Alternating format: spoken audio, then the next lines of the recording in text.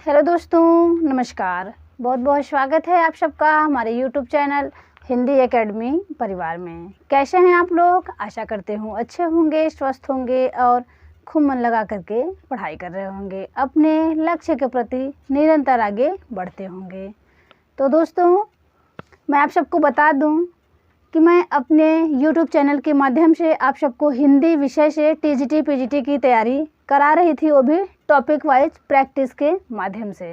ठीक है, तो दोस्तों मैं डेली वीडियोज नहीं दे पाती हूँ, बीच बीच में ब्रेक हो जाता है, तो इसलिए मैंने ये निर्णय लिया है मैं आपको एक एक दिन गैप करके वीडियो दूंगी, वो भी टॉपिक वाइज टीजीटी पीजीटी के लिए। ठीक है, तो आप सब मेरे साथ एक बार फिर से जुड़ जाइए। और अब पहले की वीडियोज आपने नहीं देखा है तो मेरे प्लेलिस्ट में जाके आप सब देख सकते हैं। मैंने हिंदी साहित्य का इतिहास की लेखन पद्धति, नामकरण, काल विभाजन, आदिकाल, भक्तिकाल, इन सब पे मैंने विस्तृत अच्छे से आप सबको मैंने पढ़ाया हुआ है, तो वहाँ से आप पढ़ सकते हैं, जो भी भाई बहन न पढ़े हों वे। ठीक है, तो आज से अब मैं फिर से देखिए प्रैक्टिस 28 है। इसके पहले मैंने हिंदी साहित्य के इतिहास की 27 वीडियो आपको दिया है प्रैक्टिस, तो आप पढ़ेंगे, आपको खुद पता लग जाएगा मेरे प्रश्न कैसे हैं कैसे नहीं। ठीक है, तो फिर दोस्तों एक बार और बता दूं, मैं आपको एक एक दिन गैप करके अपने वीडियो इसी समय पे दूंगी। ठीक है, तो चलिए बिना देर किए हुए क्लास को शुरू करती हूँ। और जो भी भाई बहन चैनल पे पहली बार हैं, अगर वे चैनल को सब्सक्राइब नहीं किए हैं तो चैनल को सब्सक्राइब कर लें, बेल आइकन प्रेस कर लें, और जिससे हमारे वीडियोज की हर नोटिफिकेशन उन्हें मिल जाया करे। और दोस्तों क्लास को खूब शेयर किया करिए, जिससे और भी भाई बहन यहाँ से प्रैक्टिस लगा के अपनी तैयारी को और भी मजबूत बना सकें। तो अभी समय है, अभी यूपी टीजीटी पीजीटी का एग्ज़ाम कब होगा अभी कुछ पता नहीं है, तो अभी से आप एक बार फिर से अब एक जोश के साथ तैयारी में लग जाइए। और जब डेट निकल जाती है एग्ज़ाम की तो दोस्तों तब उस समय खूब हमें रिवीजन करना चाहिए, प्रैक्टिस लगानी चाहिए, तब हमें पढ़ने का मौका नहीं मिल पाता। ठीक है, तो तैयारी पहले से की जाती है, इसलिए मैं एक बार फिर कहूँगी आप सब जी जान से मेहनत करिए। ठीक है, तो चलिए, और हाँ, जो भी भाई बहन चैनल पे पहली बार हैं वे मेरे साथ जब भी पेपर चालू करने बैठे तो कॉपी पेन लेके बैठे हैं, तो जो नए क्वेश्चन बताऊँ वे नोट करते चलें। ठीक है, तो देखिए पहला प्रश्न है, आचार्य शुक्ल के अनुसार रीतिकाल की समय सीमा क्या है? आचार्य शुक्ल के अनुसार रीतिकाल की समय सीमा क्या है? ऑप्शन ए है 1700 से 1900 विक्रम संवत, ऑप्शन बी है 1050 से 1375 विक्रम संवत, ऑप्शन सी है 1375 से 1700 विक्रम संवत, ऑप्शन डी है इनमें से कोई नहीं। तो इनमें आप सब अपने अपने आंसर गेस करें। और दोस्तों वीडियो अंत तक देखिएगा, क्वेश्चन का लेवल देखिएगा, क्वेश्चन कैसे हैं, किस लेवल के हैं। ठीक है, तो आपको अगर पसंद आए तो वीडियो को लाइक कीजिएगा। तो देखिए इनमें आपका राइट आंसर हो जाएगा ऑप्शन ए। आचार्य रामचंद्र शुक्ल जी ने 1700 से 1900 विक्रम संवत तक रीतिकाल की समय सीमा मानी थी, और यही 1700 से 1900 तक रामकुमार वर्मा ने भी माना था। ठीक है, और देखिए 1050 से 1375 की बात करूँ तो ये आदिकाल की समय सीमा है। ठीक है, ये आदिकाल की समय सीमा है, और वहीं पे 1375 से 1700 की बात करूँ तो ये भक्तिकाल की समय सीमा, और ये किसके अकॉर्डिंग है? तो ये रामचंद्र शुक्ल के अकॉर्डिंग है। ठीक है, तो देखिए प्रश्न 2 देखते हैं। डॉक्टर गणपति चंद्र गुप्त के अनुसार, ये कौन वैज्ञानिक हैं, भाषाविद हैं, डॉक्टर गणपति चंद्र गुप्त के अनुसार भूषण का नाम है। ऑप्शन ए है घनश्याम है, ऑप्शन बी है पतिराम या मनीराम है, ऑप्शन सी है वेनीराम है, ऑप्शन डी है इनमें से कोई नहीं। तो इनमें आप सब अपने अपने राइट आंसर लगाइए। तो देखिए दोस्तों, गणपति चंद्र गुप्त जी के अनुसार भूषण का नाम था पतिराम या मनीराम। ठीक है, पतिराम या मनीराम। और वहीं पे घनश्याम की बात करूं तो विश्वनाथ प्रसाद मिश्र जी जो थे, विश्वनाथ प्रसाद मिश्र जी ने भूषण का वास्तविक नाम घनश्याम बताया है। तो इनको आप नोट करेंगे, विश्वनाथ प्रसाद मिश्र, विश्वनाथ प्रसाद मिश्र जी ने भूषण का वास्तविक नाम घनश्याम बताया है। ठीक है। और पतिराम या मनीराम किसने बताया है? तो गणपति चंद्र गुप्त जी ने। ठीक है। प्रश्न 3 देखते हैं, निम्न में किस कवि का जन्मस्थान तिकवापुर में नहीं है? एक बार फिर से सुनेंगे, निम्न में किस कवि का जन्म तिकवापुर में नहीं है? तो यहाँ पे नहीं शब्द को पहले आप ध्यान देंगे, नहीं बताना है। ठीक है। ऑप्शन ए है चिंतामणि त्रिपाठी, ऑप्शन बी है भूषण, ऑप्शन सी है मतीराम, ऑप्शन डी है तोष निधि।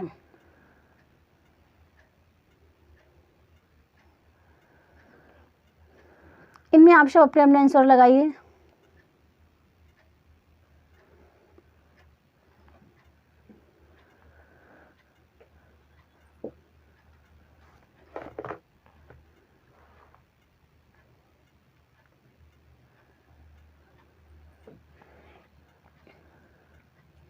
देखिए यहाँ पे निम्न में किस कवि का जन्म स्थान तिकवापुर में नहीं है? तो इसमें आपका राइट आंसर हो जाएगा ऑप्शन डी, तोष निधि। तोष निधि का जन्म कहाँ हुआ था दोस्तों? सिंगवेर में हुआ था, सिंगवेर। ठीक है। और वहीं पे चिंतामणि त्रिपाठी, भूषण, मतीराम, ये सहोदर भाई थे। इन तीनों कवियों का जन्म कहाँ हुआ था? तिकवापुर में हुआ था। और तोष निधि का नहीं हुआ था, तो तोष निधि का जन्म कहाँ हुआ था? तो सिंगवेर में। ठीक है। प्रश्न 4 देखते हैं, रसलिन का जन्म स्थान है दोस्तों। टीजीटी पीजीटी परीक्षा में जन्मस्थान से भी जो चर्चित लेखक हैं, कवि हैं, पूछे जाते हैं। उनकी भाषा क्या है, उनका जन्म स्थान क्या है, उनकी रचनाएं क्या हैं, उनकी जो पॉपुलर रचनाएं हैं उनमें किस तथ्य का वर्णन है, ये भी पूछा जाता है। तो आपको ये सब ध्यान रखना है। तो देखिए रसलिन का जन्म स्थान है, ऑप्शन ए है विलग्राम हरदोई, ऑप्शन बी है भिखारीदास, ऑप्शन सी है पद्माकर, ऑप्शन डी है देव। तो देखिए ये थोड़ा सा प्रश्न यहाँ पे गलत हो गया है, आप ध्यान रखेंगे। रसलिन का जन्म स्थान है यहाँ विलग्राम हरदोई, और यहाँ पे दोस्तों हमें जन्म स्थान को रखना था, क्षेत्र को रखना था, मैंने लेखक का नाम रख दिया है। तो ठीक है, तो आप इतना बस जान लीजिए, रसलिन का जन्म स्थान विलग्राम हरदोई में है। ठीक है। और इन बस इतना जान लीजिए, और यहाँ पे हमें और इन सब के जन्म स्थान को रखना था, और मैंने इन्हीं सबको रख दिया है। ठीक है। चलिए प्रश्न 5 देखते हैं, चिंतामणि त्रिपाठी किस कवि के सहोदर भाई नहीं थे? देखिए मैंने प्रश्न कैसे कैसे बनाई हूँ। प्रश्न एग्ज़ाम में कैसे भी बन सकते हैं, ये आप लोग जान ही रहे हैं, पैटर्न बदल रहा है। तो वही एग्ज़ाम जो बार बार परीक्षा में पूछा जाता है, उसी को थोड़ा सा बस फेरबदल कर दिया जाता है। तो इसलिए वैसे मैंने भी अपने समझ से बनाया है, इस पर आप सब अपनी राय दीजिएगा प्रश्न कैसे हैं। ठीक है। चिंतामणि त्रिपाठी किस कवि के सहोदर भाई नहीं थे? ऑप्शन ए है मतीराम, ऑप्शन बी है भूषण, ऑप्शन सी है जटाशंकर त्रिपाठी, और ऑप्शन डी है कुलपति मिश्र। इनमें आप सब अपने अपने आंसर लगाइए।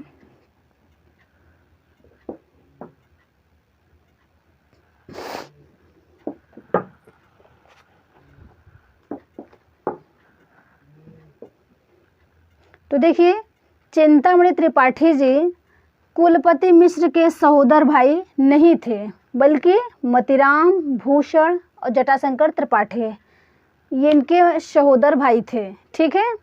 प्रश्न 6 देखते हैं, चर्चित प्रश्न है, देखिएगा। भूषण के विषय में निम्न कथन किसका है? फिर से सुनेंगे, ये भूषण के विषय में कहा गया है। टीजीटी पीजीटी परीक्षा में कथन भी खूब पूछे जाते हैं, तो आप ध्यान रखेंगे, यहाँ मैंने कथन को रखा है भूषण के विषय में, ठीक है। देखिए पहला पॉइंट है, भूषण के वीर रस के उद्गार सारी जनता के हृदय की संपत्ति हुए। भूषण के वीर रस के उद्गार सारी जनता के हृदय की संपत्ति हुए। दूसरा पॉइंट देखिए, शिवाजी और छत्रसाल की वीरता के वर्णनों को कोई कवियों की झूठी खुशामद नहीं कह सकता। फिर से सुनेंगे, शिवाजी और छत्रसाल की वीरता के वर्णनों को कोई कवियों की झूठी खुशामद नहीं कर सकता, नहीं कह सकता है। तीसरा पॉइंट है, वे हिंदू जाति के प्रतिनिधि कवि थे। ये 3 कथन किसके लिए हैं दोस्तों? तो ये भूषण के लिए हैं। अब ऑप्शन सुनिए, ऑप्शन ए है 1 और 2 कथन बच्चन सिंह का है। ऑप्शन बी है तीसरा कथन रामकुमार वर्मा का है। ऑप्शन सी है 1, 2, 3 तीनों कथन आचार्य रामचंद्र शुक्ल के हैं। तो इनमें आप सब अपने अपने आंसर गेस करिए।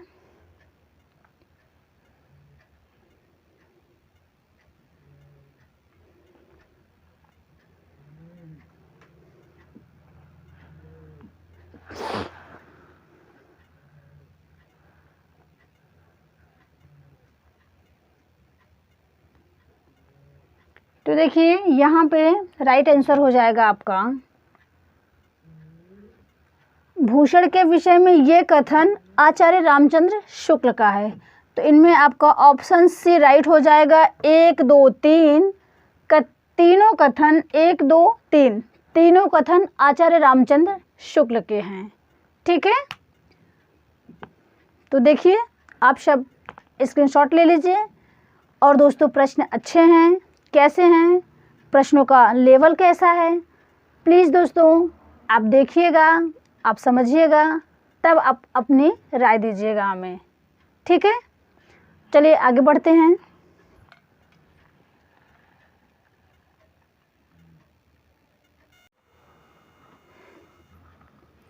तो चलिए प्रश्न 7 देखते हैं। निम्न में रसवादी आचार्य हैं। निम्न में रसवादी आचार्य हैं। ऑप्शन ए है चिंतामणि, ऑप्शन बी है कुलपति मिश्र, ऑप्शन सी है केशवदास और ऑप्शन डी है इनमें से कोई नहीं। तो इनमें आप सब अपने अपने आंसर लगाइए।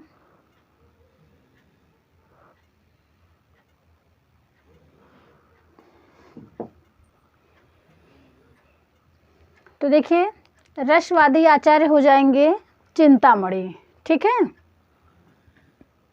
वहीं पे कुलपति मिश्र की बात करूं दोस्तों तो ये हैं ध्वनिवादी आचार्य।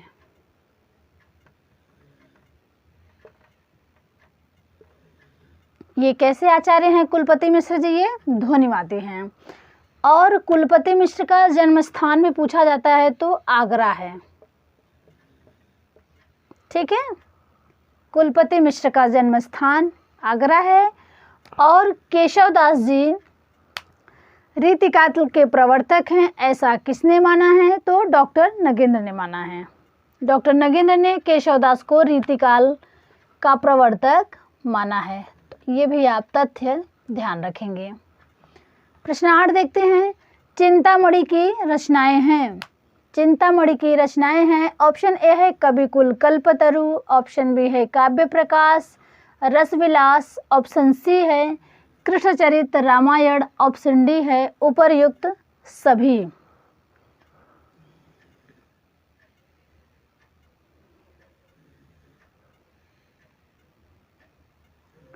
दोस्तों चिंतामणि ने कहीं कहीं अपना नाम मणिमाल भी बताया है, तो ये भी आप ध्यान रखेंगे। चिंतामणि जी ने अपना नाम मणिमाल का भी कहीं कहीं जिक्र किया है, ठीक है। तो देखिए कविकुल कल्पतरु, काव्य प्रकाश, रसविलास, कृष्णचरित रामायण, ये चर्चित रचनाएं हैं, ये पूछे हुए हैं। तो यहाँ पे चिंतामणि की रचना उपर्युक्त सभी है। राइट आंसर आपका ऑप्शन डी हो जाएगा। वहीं पे एक रचना और इनकी जो काव्य प्रकाश है, इसकी बात करूँ तो दोस्तों चिंतामणि की जो काव्य प्रकाश रचना है ये मम्मट के काव्य प्रकाश की छायानुवाद माने जाते हैं। तो इन्हें भी आप नोट करेंगे कि चिंतामणि की काव्य प्रकाश रचना मम्मट के काव्य प्रकाश की छायानुवाद माने जाते हैं। प्रश्न 9 देखते हैं। केशव के बाद ब्रज भाषा का नियमानुसार प्रयोग चिंतामणि ने किया, ये कथन है। एक बार फिर से सुनेंगे। चिंतामणि के पश्चात, यानी चिंतामणि के, फिर से देखेंगे प्रश्न। केशव के पश्चात ब्रज भाषा का नियमानुसार प्रयोग चिंतामणि ने किया है, ये कथन है। तो ये चिंतामणि के विषय में कहा गया है। किसने कहा है? डॉक्टर नगेंद्र ने कहा है, आचार्य रामचंद्र शुक्ल ने कहा है, बच्चन सिंह ने कहा है, या फिर हजारी प्रसाद द्विवेदी ने कहा है। तो देखिए दोस्तों, यहाँ पे आपका राइट आंसर हो जाएगा, ये किसने कहा है? तो ये डॉक्टर नगेंद्र ने कहा है। ठीक है, कि केशव के बाद ब्रज भाषा का नियमानुसार प्रयोग चिंतामणि ने ही किया है। प्रश्न 10 देखते हैं। रस रहस्य, संग्रामसार, युक्ति तरंगिणी और नखशिख इत्यादि रचना किसकी है? ऑप्शन ए है बिहारी की है, ऑप्शन बी है केशवदास, ऑप्शन सी है भूषण और ऑप्शन डी है कुलपति मिश्र।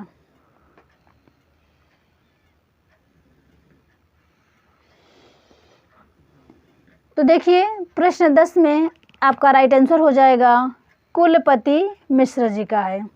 ठीक है, रस रहस्य, संग्रामसार, युक्ति तरंगिणी और नखशिख इत्यादि रचनाएं कुलपति मिश्र के हैं। और बिहारी की एक ही रचना है, आप लोग जानते होंगे, बिहारी सतसई। इन्होंने एक ही रचना में करके ये हिंदी साहित्य में अमर हो गए।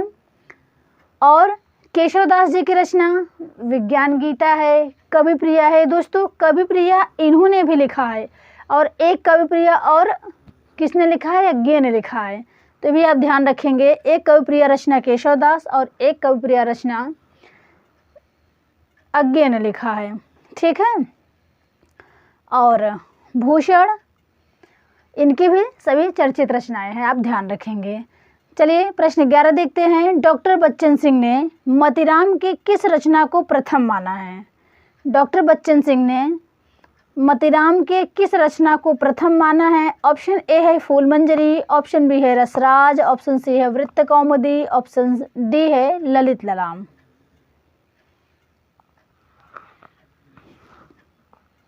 तो देखिए, वैसे मतीराम की प्रथम रचना की बात करूँ तो फूल मंजरी है। मतीराम की प्रथम रचना फूल मंजरी है, लेकिन यहाँ पे बच्चन सिंह पूछा है, तो बच्चन सिंह ने मतीराम की प्रथम रचना रसराज को माना है, आप ध्यान रखेंगे। ठीक है, बच्चन सिंह के अनुसार मतीराम की प्रथम रचना रसराज है, और रसराज रचना में रस का वर्णन है, श्रृंगार रस का। और वहीं पे वृत्त कौमुदी की बात करूं तो वृत्त कौमुदी में छंद का वर्णन है, और ललित ललाम में अलंकार का वर्णन है।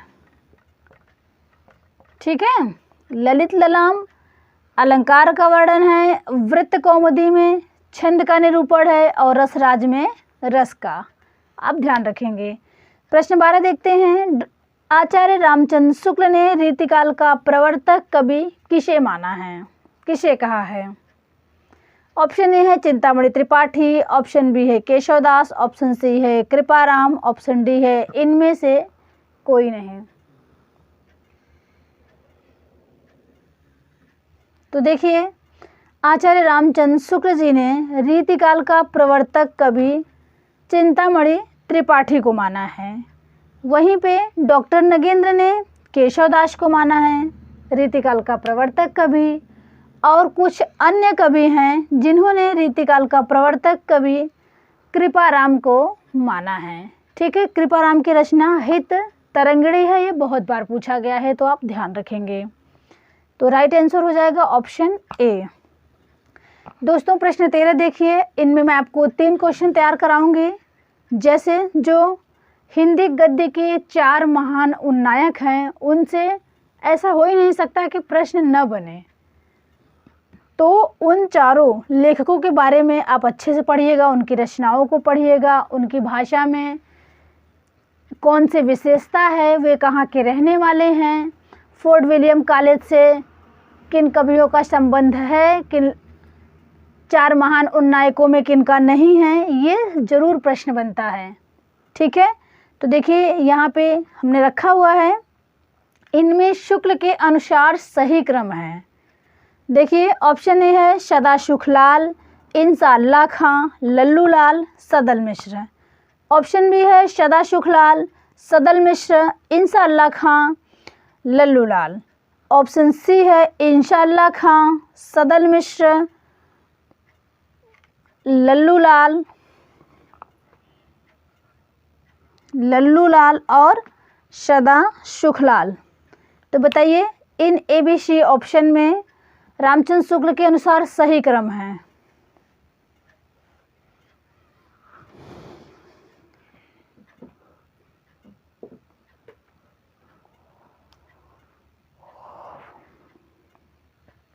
तो देखिए प्रश्न 13 में आपका राइट आंसर हो जाएगा ऑप्शन ए। ठीक है, शुक्ल जी के अनुसार सदा सुखलाल, इंसाअल्लाह खां, लल्लू लाल, सदल मिश्र, ये जो है ये शुक्ल जी के अनुसार सही क्रम है। ऑप्शन बी की बात करें सदा सुखलाल, सदल मिश्र, इंसाअल्लाह खां, लल्लू लाल, तो ये है दोस्तों बच्चन सिंह के अकॉर्डिंग, ये डॉक्टर बच्चन सिंह के अकॉर्डिंग है। ऑप्शन सी की बात करूँ इंसाअल्लाह खां, सदल मिश्र, लल्लू लाल और सदा सुखलाल, ये हैं आपके श्याम सुंदर दास के अकॉर्डिंग। ठीक है, तो इनसे दोस्तों ये चारों कवि अति चर्चित हैं, इम्पोर्टेंट हैं, इनसे ऐसा हो ही नहीं सकता परीक्षा में प्रश्न न बने। आप ध्यान रखिएगा, जैसे कि लल्लू लाल ने उर्दू को यामनी भाषा कहा है, ये एग्ज़ाम में 2021 TGT में पूछा गया था, और इनकी रचनाएं हैं, लल्लू लाल की बहुत सी रचनाएं हैं, और इनकी इंसाअल्लाह खां की जो रचना रानी केतकी की कहानी जिसे उदय भानचरित कहा जाता है, ये सब चर्चित हैं, तो आप ध्यान रखिएगा। ठीक है, तो बस आज यहीं तक, यहीं पे अपनी वाणी को विराम दूंगी। दोस्तों प्रश्न कैसे हैं पढ़िएगा, आप समझिएगा, और आपको अच्छा लगा हो तो एक लाइक करिएगा, हमें सपोर्ट करिएगा, और दोस्तों क्लास को खूब शेयर किया करिए, जिससे और भी भाई बहन हमसे जुड़ पाएँ, यहाँ से प्रैक्टिस लगा के अपनी तैयारी को और भी मजबूत बनाएं। ठीक है, मिलेंगे अपने नेक्स्ट वीडियो में, तब तक के लिए नमस्कार।